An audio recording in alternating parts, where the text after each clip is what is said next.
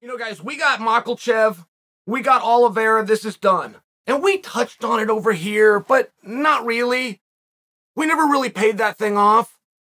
And that's an interesting match. The timing of it is fascinating. I'll go a little bit further. And it's really hard. I want you guys on the same journey as I am, which is I want our gold standard over here to be reality. Right now, the gold standard for making decisions is emotions. How do you feel? How does it make you feel? I'd like to go back to reality. The truth is, at 155 pounds, Oliveira is not getting ready to defend against Islam Makhachev. He's going out to fight for. Mindset, guys, is so important. And you know that. You don't disagree with that at all. But mindset is vastly different if you are a champion protecting something versus if you are a challenger going out there to get something. That's just logic and we understand it. How do you want to play that and apply that to Oliveira? That's up to you. Use your own examples, use your own mind. Look at history. But if Oliveira does go out there and achieve this, he will become a two-time champion, which is a significantly different accomplishment than a one-time champion. And you'll get guys that have been trying to cheat the system for years. Like you'll get a guy that goes out and defends the belt 5 times, and then on a poster for a seminar he's doing, he'll put that he's a 5-time champion. It's not true. And it's really important that we do tell these stories correctly. So I'm bringing this to you because when you get Makhachev and you get Oliveira together, all right, if you would, now I'm going to go 1 day, 1 week, 1 month, 1 hour before Oliveira fought Justin Gaethje. Oliveira versus Islam was the last thing I wanted to see, unless we were just sick of the Oliveira experiment and we're going to get somebody else and put the belt around him. That is really how I felt about it. They could fight 5 rounds or they could fight 500 rounds. It's going to be Oliveira on bottom getting pummeled by Islam. This is how I felt about it. Oliveira is a much better fighter than I knew he was. I knew he was great, by the way. 155 pounds is the hardest and toughest, deepest division, not only in the sport, but in the history of the sport. It has been this way for about 6 years. 155 is just iron on top of iron, and I fully acknowledge Oliveira was the rightful champion, rightful top contender. And I only say it because no point do I put him down. He's better than I thought he was. I thought he was the best. He's better than I thought he was. And now all of a sudden the Makhachev fight is interesting to me. There's not very many techniques. There's not very many philosophies. That when they set this cage up this Saturday in 2022, if you juxtaposed when they set that cage up the first time in 1993, not very many things carry over. All the way down to the uniform and the attire. There's not very many things that you could see in 93 that you could see today, except for one. If you get on top of a guy and you start pounding on him, good things happen.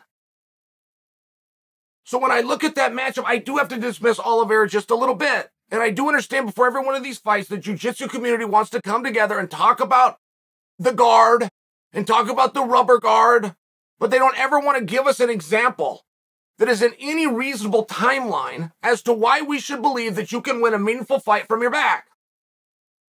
And the grapplers aren't alone. The boxing community loves to come out in every single fight where there's a good striker in there with an okay striker, the puncher's chance. Now they've got to go back to Michael Moore versus George Foreman to find the last time that a puncher's chance actually applied itself, but it won't stop them from saying it. And Oliveira has proved that he can deal with some stuff. Oliveira made a great point when he was putting Islam down, when he was trying to not get the fight. He said, hey, Islam's won 8 in a row, but not one of those 8 is over a guy in the top 10. That was a very compelling argument. Oliveira also didn't want to do the fight. Openly said it. Had Liebman come out, his trainer spoke to the world, said, look, we don't have a big problem with Islam. Sure as hell don't have a problem fighting 55. We got a problem with Islam in Abu Dhabi. And he laid out a compelling case. It ended up going absolutely nowhere. And I do bring to you that all of a sudden this fight gets announced, and it happens to get announced 1 week after Volkanovski makes it public that he's interested in going up to the division. Now, I knew Volk's never going to get an opportunity at 55. Nobody's ever going to call him and offer him an opportunity. It's never happened that way in our sport, which you always want to use history. I get there's a first time for everything, but that's not... Hope is not much of a strategy, guys. Prayer and crossing your fingers, these aren't much of strategies. The guy at a weight class that goes for champ status will be banging on the door. He will yell and he will hoot and he will holler until they finally let him go and try it. And hope that he never comes back and does it again. That's how these things work. And Volk wasn't doing it, but it did look as though it was possibly gaining a little bit of steam. And I tie that into Michael Chandler. Now, I spoke to Michael Chandler yesterday. Michael Chandler respects me. He likes me. He doesn't trust me.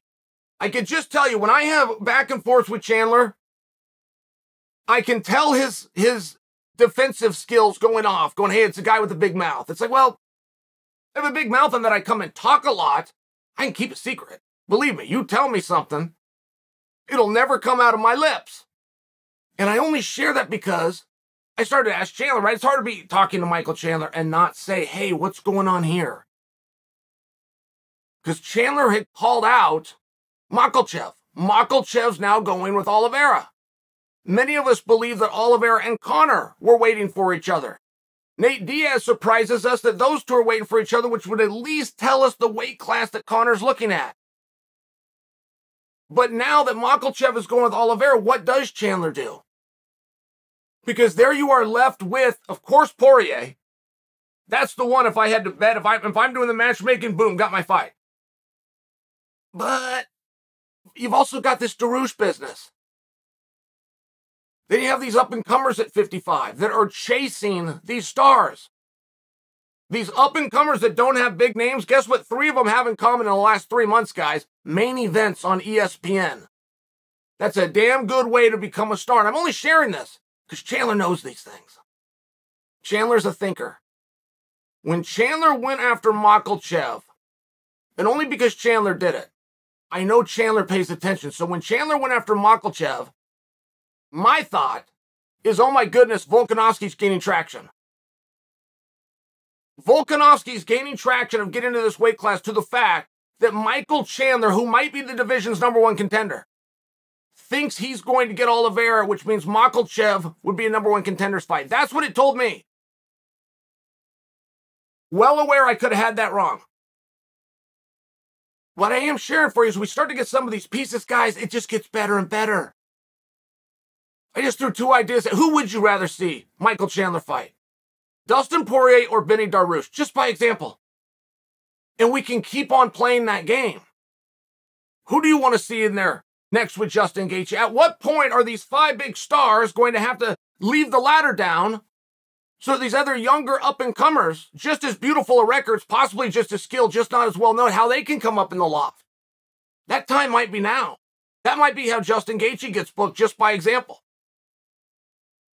155 is exciting right now. We got Oliveira versus Makhachev. Only difference in having it done this week as opposed to 2 weeks ago is the fact that Alex Volkanovski has entered the weight class. Volkanovski didn't take his credit. He did not take a victory lap. Possibly they aren't related, but possibly they are. And the fact that we all care and we all pay attention to this sport and we haven't been given that information, guys, I think we're owed a little bit better.